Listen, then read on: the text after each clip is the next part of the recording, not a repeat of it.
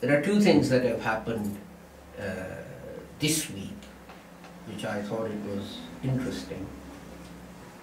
First of all, I think it was the British Medical Association that has brought out a report that says that people with small children should be banned from smoking in their cars and in their homes and so on.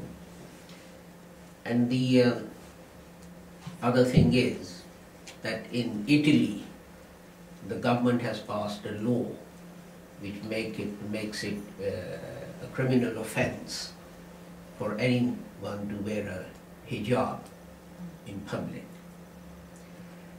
Now, I find this very interesting for this reason, that in the West, there are two things that are held out against Islam. First of all, that it interferes in your personal affairs. And secondly, that there is no freedom in Islam. The first thing is that a law by its very nature is going to interfere in your personal affairs. A law by its very nature is going to restrict your freedom. There cannot be unfettered freedom. I mean, am I free to go out there and drive on the opposite side of the road? No. They'll say everyone else drives on the other side. Well, who decided this? It's an arbitrary decision. Someone said, you know, in Europe they drive on the other side of the road. But it's a completely arbitrary decision that has been taken to restrict my freedom, your freedom, everyone's freedom. Why? Because there is something that is above individual interest, and that is the interest of the community itself. And I was appearing in an asylum case, and I had this argument with the judge. And the judge said that the government of this particular country were right to restrict the freedoms of this particular group. And the reason he gave was that if they hadn't, it would have led to riots and loss of property and loss of life and so on and so forth. So the government had to consider the greater communal interest. And but the question is, what interest is served by stopping people from wearing hijab? It's up to them. Why are you restricting this freedom? If someone, as long as people are not forced to do it. And the interesting thing is this. You see, they're saying, well, you know, we are putting restrictions on display of those signs and things that can promote terrorism. And yet in Italy, there isn't a law against wearing the swastika. In Britain, there isn't a law against wearing the swastika. So what was Hitler promoting in Europe? Was it peace and harmony and love? If this is really the reason for you doing it, then, you know, royal princes should not be going to fancy dress parties wearing Nazi uniforms, because that party, that government, unleashed a reign of terror throughout the whole of Europe. So that can't be the reason. The reason is obvious, that Islam is under attack. When they see something like the other example I've given you, stopping people from, with children from smoking in cars and so on and so forth because it damages children. I mean, you're restricting someone's personal freedom there as well, aren't you? Why are you doing it? You're doing it for the sake of their children. And this is exactly what Islam does when it says don't drink. And it's very instructive. You see, Islam doesn't just say don't drink. It says, you know, there's much benefit in it. not in drinking, but in alcohol as a drug. There's much benefit in it, but there's harm in it as well, and its harm is greater than the benefit you get out of it. So, but if that is restricting someone's personal freedom, restricting someone from smoking, isn't it doing the same thing? If you say that smoking harms kids, do you think it actually really benefits kids if they see their father come home drunk and beat up their mother? You know, if you're going to allow people complete freedom, then why not let them take crack and cocaine and whatever else? And in fact, we had the example of another drug which is being banned in the UK in the next few weeks because they think it might be the cause of certain deaths.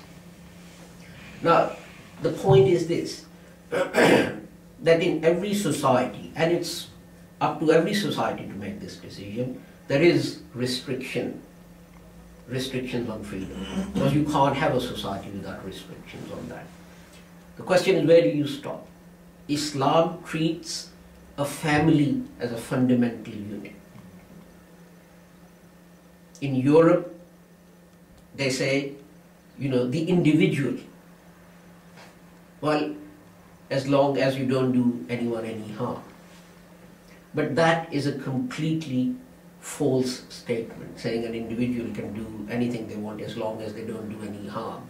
You know, 14-year-old girl goes out and gets pregnant. And do you think it doesn't affect her brothers, her sisters, her parents? She goes to school, she has to do her GCSE, her brother is in the same school, other kids are picking on that girl, so it's not going to affect him psychologically. Everything that you do affects everyone else. And this is why Islam, when it bestows rights, it bestows them in proportion to responsibilities. Here, you just have rights. You don't have responsibilities. I'm free to go and make a mess out on the road. This is my right. As a citizen of this state, I don't have a responsibility to make sure that the roads are nice and clean and tidy and so on and so on. So the first thing is that Islam bestows rights in proportion to your responsibilities. That's one thing to remember. And the other thing to remember is this, that these rights that Islam bestows, it starts with the family. It says what's in the interest of the family. And then it works its way out from that. Then it says, where do my neighbors or your neighbors' interests lie? There is so much emphasis on the rights of the neighbors in Islam that at one stage companions of the Holy Prophet went to him and said, "O Prophet of Allah, is God going to make a neighbor someone who inherits our estate?" Islam bestowed so many rights on the neighbor that people thought, you know, they were going to ask to share their estate, their wealth with their neighbors. And it then radiates out from there. Your relative, and if you look at the way, when it says, you know, who you should give charity to, look at the list, how it radiates out from the family out to others and those around us. So it's interesting to note that when 40 years ago, when we came to this country and we heard this objection against Islam that it restricts personal freedom, we've come full circle. And in the West, certainly in France and Britain and Italy, in Britain they have, you know, they've stopped people from smoking in pubs and so on and so forth. I'm not against it, I'm for it, because I suffered much from it myself, being the only non-smoker in the whole class, drowned in cigarette and cigar smoke. So keep these examples in mind when people raise objections against Islam.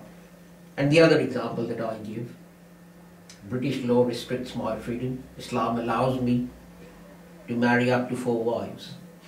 So what's it got to do with the government, whether I have 1, 2, 3 or 4? I have great respect for men of the olden times who did have 4 wives. And obviously, we don't share their courage and bravery. 1 is enough for us, what they do to us. And in support, I present to you the verse of the Holy Quran where God told Ummahatul Mu'mineen Rasulullah Ta'ala, leave the poor man alone, referring to the Holy Prophet Muhammad. He's been sent for the reform of the whole world and you're making his life a misery. So with that, I end.